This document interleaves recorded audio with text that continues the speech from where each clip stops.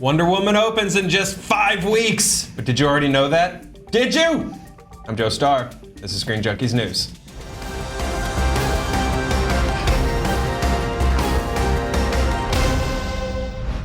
Today's episode of Screen Junkies News is brought to you by M&M's. It was really aggressive in that cold open. Guys, we've got a new teaser for Wonder Woman last night during the spring premiere of Gotham. It featured more wit, wonder, and fighting. And that got us thinking, how does the Wonder Woman marketing compare to that of Batman v Superman and Suicide Squad? Well, turns out we weren't alone. Uproxx took a look at the Warner Brothers YouTube page and pointed out that Suicide Squad seemed to have much more attention on their film than Wonder Woman does. But not so fast, Uproxx. Vanity Fair did their own digging and has found that while Suicide Squad may have had more on their YouTube, the brothers Warner have actually spent more on the Wonder Woman TV campaign. While Suicide Squad racked up over $2.6 million in TV ad buys, Warner has spent over $3 million and counting on Warner Brothers TV ads across programming as diverse as the NCAA Finals and the Kids' Choice Awards. Here to talk with me about this is a crack panel of Yale Teagle, Mark Andreyko, and Roth Cornett. Hey, y'all. Hello. Hey. And of course, on social, our own Danielle Radford. Good morning, darling. Good morning. Well, you got real country all of a sudden. Hey, y'all. Hey, y'all. Hey, good morning, everybody. We're going to root and toot and talk here. Before we really get into today's topic too deeply, got to remind you guys, Guardians of the Galaxy opening this weekend. Have an M&M. Now, let's talk. I shall. Okay. Yeah, get in there, get at those M&Ms. And That's so, mighty fine chocolate. that is Breakfast of champions. right? Yeah, nothing like an AM M&M. Here's how this is going to work, guys. When you say something just to really encourage the conversation, you say something good, I give you M&Ms. Or if we turn them upside down, Wonder Woman candies, right? Yeah. Okay, guys. So I want to talk about, first of all, the teaser for Wonder Woman that came out last night that really it focused on the humor and sort of comedy of the film a lot more. Yeah, why do you think they're sort of pushing the comedy of this thing more than the action right now? So I think that DC is trying to lighten things up, right? Mm-hmm. We had the whole Dark Knight, which was real dark, and then we had Batman v Superman, and we just have these dark movies. And I think they're trying to go, we can do funny too. Yeah. And nothing says funny like World War I and mustard gas. No, absolutely. Yeah. Those are two of my favorite Hundreds premises of for stand-up. thousands of meaningless deaths. Yeah, absolutely. Yeah. World War I. I agree. I think it's kind of a look. We can do the action that you really liked in our previous movies, but we can also lighten things up and sort of make jokes. Well, and maybe they tailored it too. We were talking about this off camera that the ads are tailored to the audience they're going after, and since Gotham skews pretty young in its viewing, True. Kids who watch a lot of the Marvel movies, this feels more Marvel-y of a trailer with a little bit of jokes and the quicker pace. And it's up against everybody's got Guardians on the brain too right now, and Guardians is a much sort of funnier property, and that sort of might be the tone they're trying to crack while Guardians opens as well. Guardians brought to you by M&M's Candy. Brought to you by M&M's Candy. If you turn them sideways, they're G's. That's not how letters work. Ralph, let's sort of talk about the business of the marketing behind Wonder Woman a little bit. If there's more money being spent on TV ad buys for Wonder Woman, where's that going? Because I know we checked in online with a lot of people last night, and people were like, I feel like I haven't been seeing as much Wonder Woman. Which is interesting because I think that Uproxx, the premise of that article was, hey, is Warner Brothers not backing this property enough for it to really be the success that many of us hope that it will be? I mean, you want all movies to be a success, but I think that was the premise of that article, whereas the premise of the Vanity Fair article is like, it's not necessarily that they're spending less, they're spending differently. So they dug up the TV numbers, which as you said, is about $400,000 more roughly for Wonder Woman at this moment. That doesn't tell us about outdoor, which is the outdoor campaigns or any billboards you see, buses, things like that. It doesn't tell us what they're spending online. So we don't have all of the numbers, but they're spending in a way on television, according to Vanity Fair, that is a little more targeted. So they're spending more money in fewer places. They're snipering a little bit, right? So they went to and it's the placement has been on the Kids' Choice Awards and then the NCAA Finals. So to us, like the Kids' Choice Awards and Gotham even, you're going after a younger crowd. This is probably, but which is interesting considering again that this is a movie that takes place in World War II. But one, pardon me. Don't let the comments. That's the sequel. Don't let the comments get me. World War II is the sequel. World War I, which was a very, very brutal, bloody war, right? Like As opposed to those light, funny wars. No, but I'm Like saying seltzer so bottles many and whoopee people, cushions. so many people died in World War I for something that was so ultimately pointless. Sounds like Kid Choice You know? Awards to me. Yay, kids! But to there, you start to think, oh, are they targeting? How are they targeting women? Also, moms that are maybe watching the Kids' Choice Awards with their kids versus a male, probably a majority male audience for the NCAA finals. They look like they're going after a broader audience with this one versus targeting kind of like versus Suicide Squad, which the first trailer there was released at Comic-Con, right? Right. And then it went after the MTV Music Awards. So this is more like teenagers and the geek crowd, right? Now, of course, both of them are targeting mass audiences, and Suicide Squad did make a lot of money, but I wonder if they're banking on the idea that you know who Wonder Woman is. Which is a lot more you marketable know? than, say, Boomerang Yeah. and Slipknot. Well, I think you're right. The I man think you're who can absolutely right. climb Because anything. also, too, Wonder Woman is one of the most recognizable characters in fiction in the world. And Mark would know because, Because I've written her? yes. Yes. That's what I'm trying Okay. to give you a plug, Oh, man. okay, yes, It's like how that works. Have an M&M for Have all an your M&M. wonderful, wonderful For my- writing. For my Very awkward amazing acceptance work. of a compliment? You said some smart things, too. I get one M&M. So did you. I was like, I said smart things. Yeah. But it's Yay. really hard Danielle, the 5 weeks out to compare the marketing of Suicide Squad or Guardians with Yeah. Wonder Woman, because Suicide Squad was an unknown quantity. They had to force that out to get people to know what that was. The most talked about thing of Batman versus Superman was Wonder Woman's appearance. Yeah. So less is more makes sense. And after Friday, when Guardians 2 opens Friday, we're going to see nothing but Wonder Woman ads for the next 5 weeks. I'm sure they're saving Oh, it yeah. because they didn't want it to get lost, because the news cycle is so quick and Guardians is such a behemoth now that I think in the next 5 weeks we're going to see ads for Wonder Woman everywhere. It'll be a blitz. Not to do the wrong war again, but it will be a blitz. It'll be a gas. It'll be a gas. It'll Yeah. be, oh, God. So, Mustard gas. Everyone gets M&Ms. For mustard gas? M&M's for Okay. puns. M&M's for puns. For tasteless You get puns. passed on those puns. I didn't make Yeah, I those was like, puns, no, but no, no. I think the other thing is that Wonder Woman is somebody that we've been waiting for. Like, as a female nerd, we've been waiting for this moment. And so I don't know that I need a trailer because I know it's coming and I'm ready for it. Whereas Suicide Squad, like, yes, we were excited about it, but not, we knew it would come. But that's the thing, probably going after a broader audience that isn't maybe a nerd that's been waiting for this, like her first iteration on screen in 75 years, it hasn't been on pins and needles waiting for this, trying to get that person involved, banking on the fact that you basically get who Wonder Woman is. They're not giving away everything in the trailers, which is nice. And I think that's probably maybe speaks to a confidence in the film, and then also a confidence that as long as we give you something exciting to watch in this trailer, you'll come because it's Wonder Woman, which is, I hope. And don't forget that there's all sorts of places that Wonder Woman is known that we don't talk about because we don't watch the DC Superhero High Girls show, which is like all that merchandise sells incredibly well. Yeah, there's Bombshells levels of audience. Mm-hmm. There's I don't know watch Lifetime, so how many Wonder Woman ads are going to be on Lifetime and TLC skewing towards audiences? So there's audiences that the nerds were going to say we're not seeing any ads because they know they've got us. So it's like you had said earlier. Are you saying I don't watch Lifetime?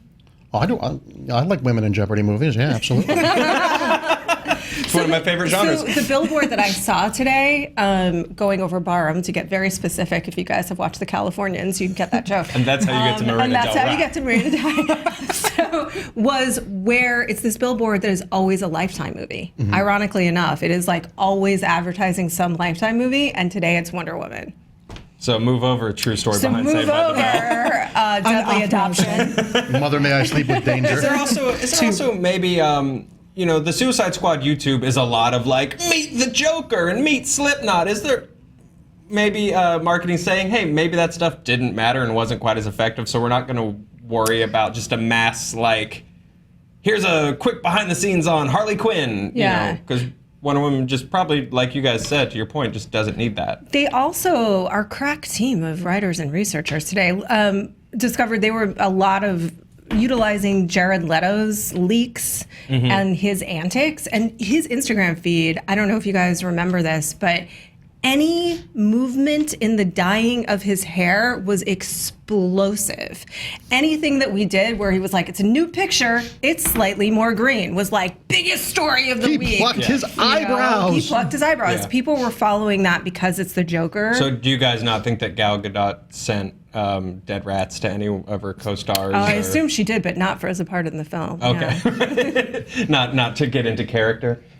So Roth mentioned that we're not seeing a whole lot of new footage from Wonder Woman. Mark, do you think that's sort of because they're trying to keep plot pretty close to chest? And I think so, actually. I think they're doing less is more, because I think Warner Brothers, as we saw with going back to the Watchmen first trailer and the Batman Superman trailer and Suicide Squad, the trailers were conceptually fascinating, but they weren't very plot heavy. The Watchmen trailer, if you didn't know the book, it's like, oh, this is all very pretty. What's it about? Same with the trailer for Suicide Squad. Look at all these characters, but what's the movie about?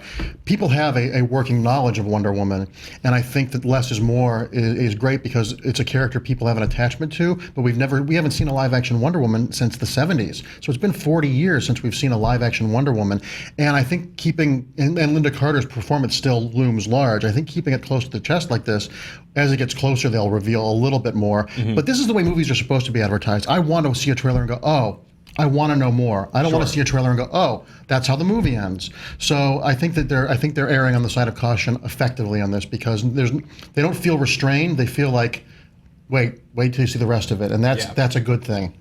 I'm frustrated, though. I feel like I keep seeing this. I agree with you 100%. But that frustration means you get more excited about it. You want to see more. I'm so frustrated because it's the same scenes. You know, we're talking about it earlier. There's a scene that we saw from a different angle, and we now have seen the next line in that scene. But I want to see more. Give me movie. I don't. Yeah. I really don't. Look, you well, I mean, like opening day. Maybe I'm just impatient for the movie. Oh, for the film itself. Yeah. I want to see the film. Yeah. Yes. I don't want to see more in the marketing. I'm with you, Mark. Like, to me, I'm on board. You had me at Wonder Woman. You know, I think the trailers have done a good job of making me feel like I am excited to see how this unfolds.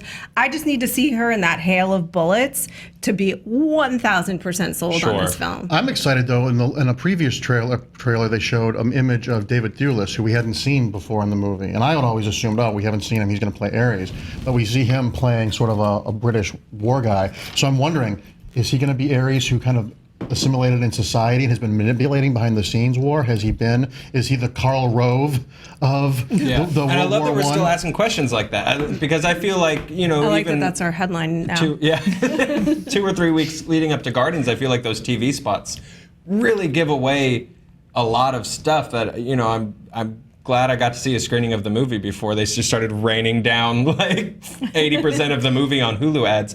You know, another thing I think they've been selling Wonder Woman with is purely just buzz focused on the film, whereas Suicide Squad was buzz focused on Jared Leto. All the sort of behind the scenes buzz around Wonder Woman has been around the film itself, which I think is kind of cool. What's sort of, I don't know, our Wonder Woman buzz update? So Underwoman. That's the Victoria's Secret tie-in. Yeah. Underwire Woman. Oh, Lord. Actually, it's not a terrible idea. Okay, so the buzz that I've heard so far from the people that have seen it is good. One person I know that saw it said this is the best that they've done yet, and really, really loved the movie. Now, when it comes, I know, Danielle's like, please let it be true. Now the bar is set so high. And it's shifted over time, because a year ago we had been hearing different things about sort of the state that it was in, and they were making some adjustments. And look, that happens in films, and so maybe that was true, and the adjustments that they made were successful. Adjustments happen on every film. We just now live in a world with cameras and iPhones and the internet where we talk about them. Every single movie that a studio puts out has reshoots up to a month before it's released. This isn't some harbinger of doom. No. I know you're not saying that, but I'm saying that the viewing public is now so much savvier about the inner workings of Hollywood that they're like, oh, I hear the craft service was bad on Tuesday. What? Why do you know that and that's irrelevant? The veggies on the Wonder Woman set. Not good. Generic peanut butter. Questionable.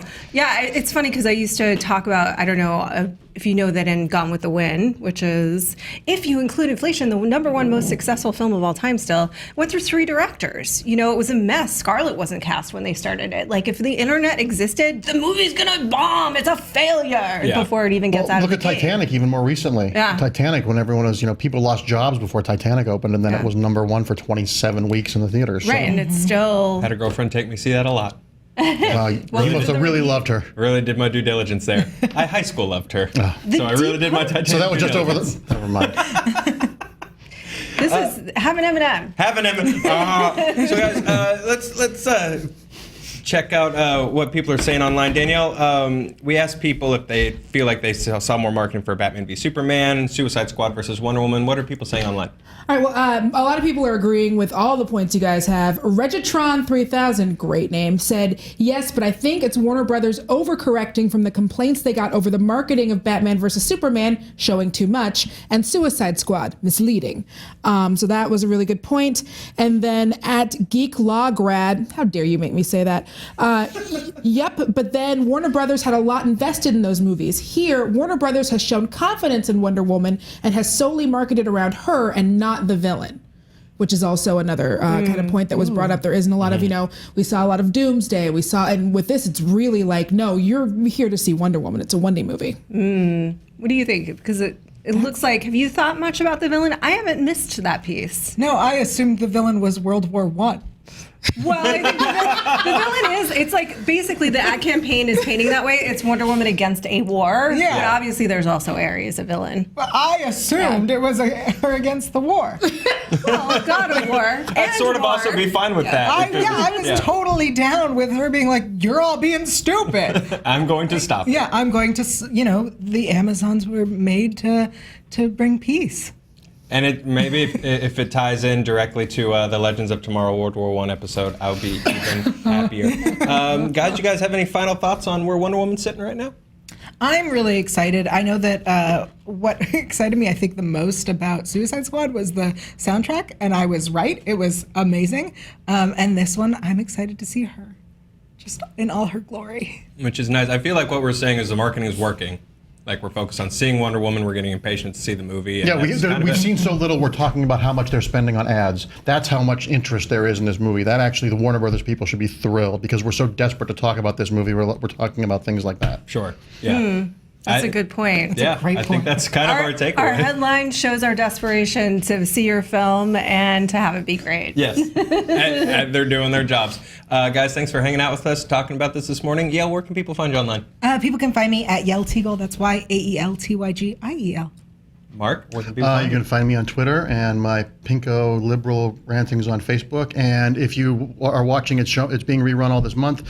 Morgan Spurlock did a documentary for the History Channel called Superheroes Decoded, and I'm part of that as well. Right on. I hope Awesome. people tune in to Mark. Danielle, thanks for socialing for us. Thank you. Roth, thanks for being here as always. I'll see all of you in a few minutes after this video cuts. Internet, we want to know, how do you guys feel about the Wonder Woman marketing push right now? Let us know in the comments below. And remember, be nice to each other. It's Dalton's #1 rule. Thanks for watching. Click around here for more internet. Tweet at us at ScreenJunkies News, and make sure to like and subscribe. And a big thanks to M&M's for sponsoring this episode. Bye, guys. Make good choices.